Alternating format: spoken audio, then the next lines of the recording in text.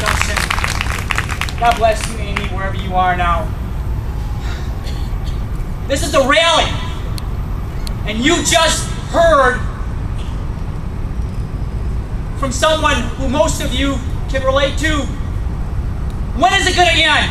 When is it going to stop? I say it stops today.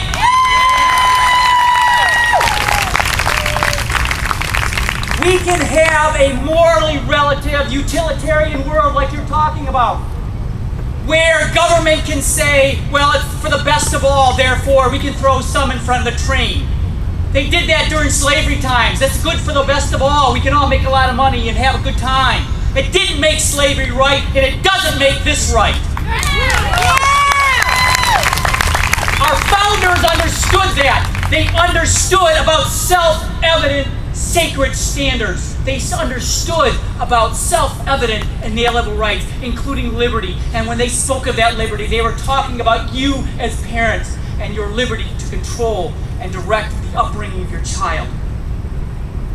To control the decision-making with regard to medical decisions and vaccination choice. So thank you for the privilege of allowing me to speak to you on behalf of parentalrights.org about faith and about family and about freedom, and especially about the freedom of conscience and a parent's right to make vaccination choices in the best interest of their child. In 1653, there was an English church builder, and he built a church, and on it he placed this inscription. And you understand he was living in a time where there was moral relativism all around, and nobody said there was any self-evident truth anymore. He said, in the year when all things sacred were throughout the nation, either demolished or profaned, a man founded this place, whose singular purpose it was to have done the best of things in the worst of times. Well, folks, like the Englishman church builder, parents today find themselves placed on this earth at a time when all things sacred face destruction or irreverent mocking, including the audacious notion that they, not the government, are the best equipped people to make decisions as to vaccination choices with regard to the best interests of their child. What happened?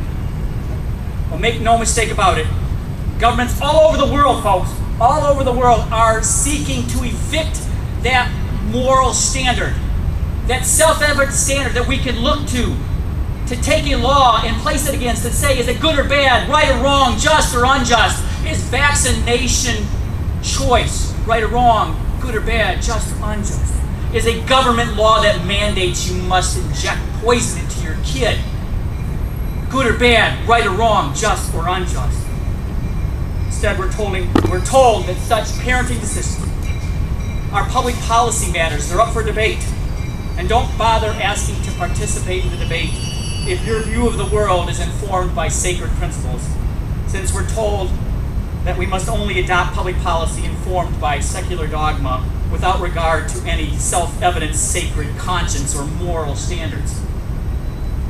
Folks, when governments eliminate that sacred standard, when they replace it with that morally relative, you can do anything you want as long as it benefits the most people.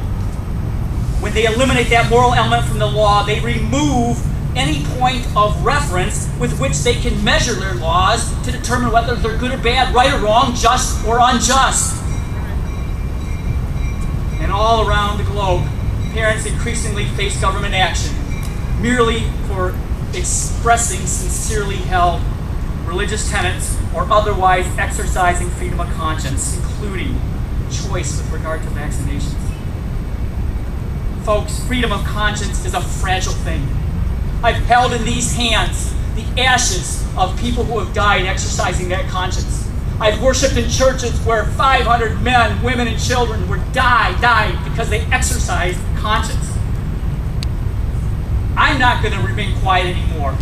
And neither should you. You need to contact your members of Congress. Understand that the courts are no longer protecting parental rights. Understand that international standards are coming in to usurp your right, and you have to amend the Constitution. Go back to that table, parentalrights.org. It'll tell you everything you can do to restore that fundamental standard that we all knew when your child was first born and held in your hand, you knew whose job it was to make those decisions, not the government's. God bless you.